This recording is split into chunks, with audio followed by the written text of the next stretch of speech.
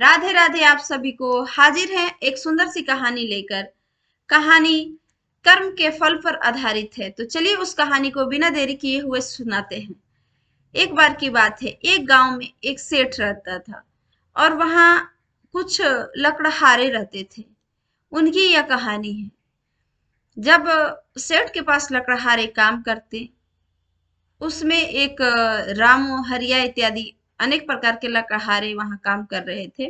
उसमें से रामू की पत्नी राधा थी, जो बहुत ही अच्छे से अपने घर की देखरेख करती थी। उसके दो बच्चे भी थे।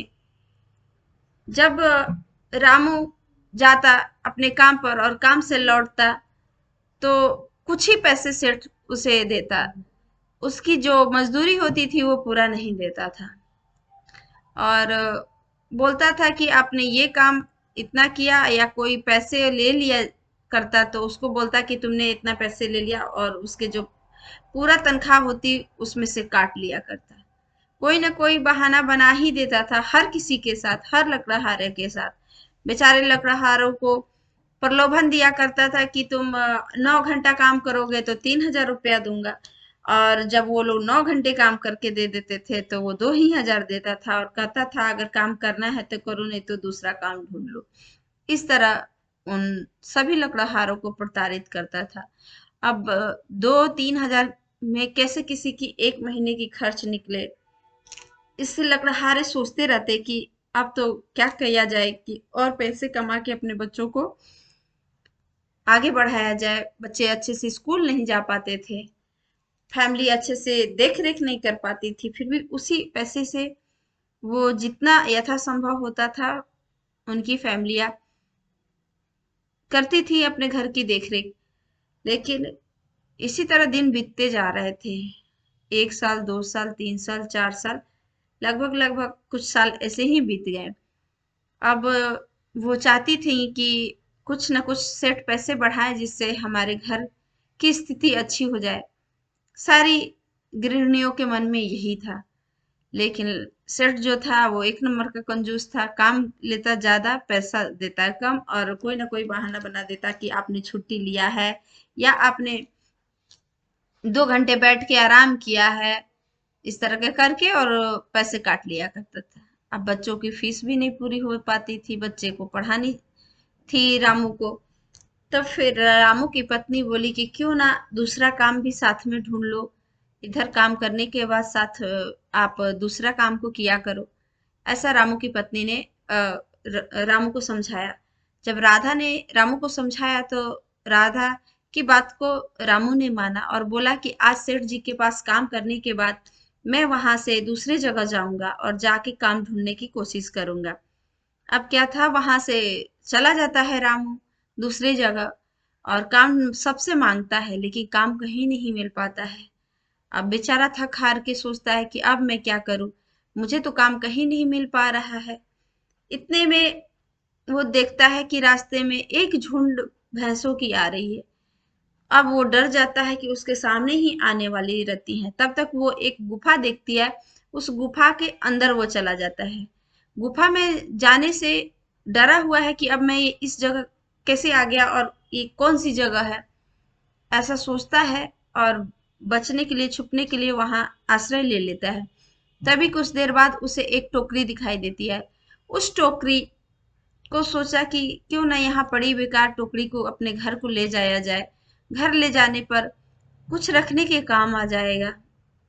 ऐसा मन में विचार करके कुछ देर बाद उसने उस टोकरी को छुआ। जैसे ही छुआ, उस गुफा से आवाज आया, सावधान। फिर अब रामू डर गया कि आखिर ऐसा आवाज क्यों आया। फिर कुछ देर बाद एक जिन प्रकट हुआ। जिन जब प्रकट होता है तो रामू को देखता है और रामू उसको देखता है। रामू डरा हुआ था। फिर बोलता है, जिन की डरने की कोई बात नहीं है, मैं एक जिन हूँ। और बताता है कि इस टोकरी में जो कुछ भी रखोगे उसी को बार बार रखना होगा और ये टोकरी भर के तुम्हें वापस देगी।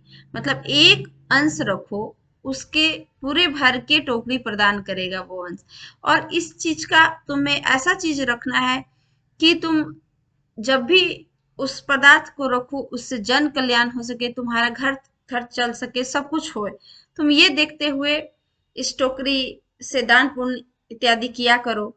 ऐसा वो जिन समझाता है, तभी यह टोकरी तुम्हारे पास रह पाएगी, नहीं तो नहीं रह पाएगी। तब रामू बोलता है, हाँ हमने अपने माता जी से सुना था कि एक गांव में एक टोकरी रहा करती थी, अब वो टोकरी उस गांव में नहीं है। तो उस समय धन्य धन की कोई कमी नहीं थी उस गांव में, जब तक वो टोकरी रखा करती थी। तब जिन बताता है, वही मैं टोकरी हूँ। और बता के ऐसा, उससे बताने के बाद बताता ये भी है कि इस गुफा के अंदर कोई आ भी नहीं सकता है।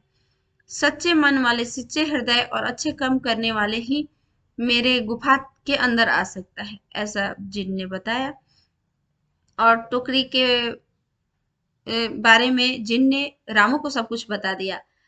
तब रामू ने बोला कि क्या मैं इसे ले जा सकता हूँ। उस पर वो बोला कि हाँ, मैं तुम्हें जानता हूँ, तुम्हारा प्रेजेंट, तुम्हारा पास्ट, सब कुछ मुझे अच्छे से पता है।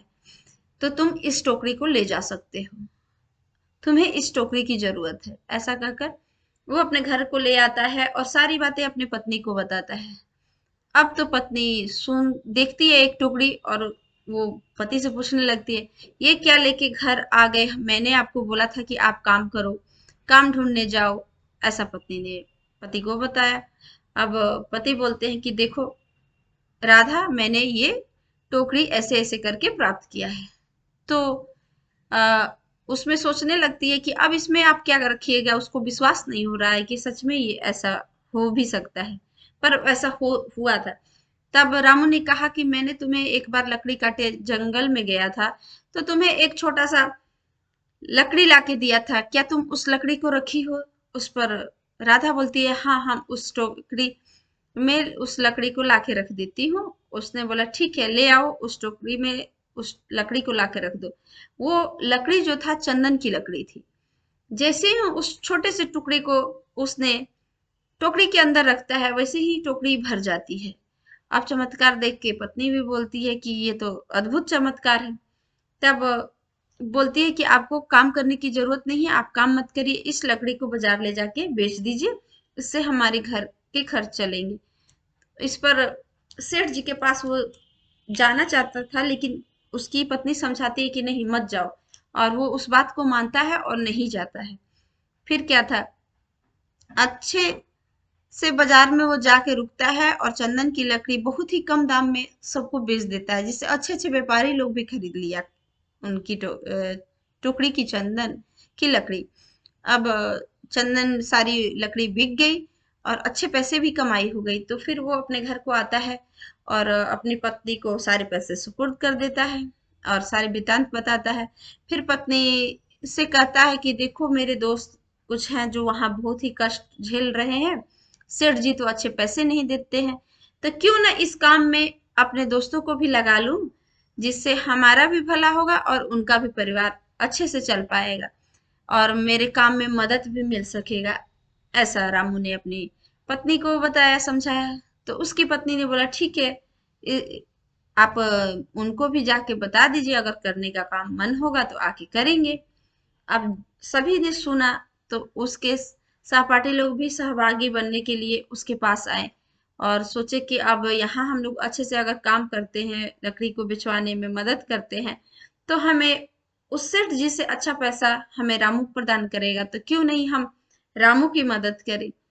और ऐसा सोचते हुए सभी ने हाजी भर दी और सबने रामू का साथ दिया। उस तरह सबने धीरे धीरे एक अच्छे परिवार की तरह सब आगे बढ़ने लगे। इसी तरह करते करते वो बड़े आदमी बन गया और दान पुण्य उसकी चलती रहती थी। जो भी कमाई होती थी उसमें से एक अंश दान कर दिया करता था, तो जिससे वो सही कर्म और आगे बढ़ना धर्म समझ के उस चीज को बढ़ते गया। उस तरह उस सेठ से उसकी छुटकारा हुई। उसकी रामू की तो छुटकारा मिली ही मिली, साथ में अपने दोस्तों का भी भला कर दिया रामू ने।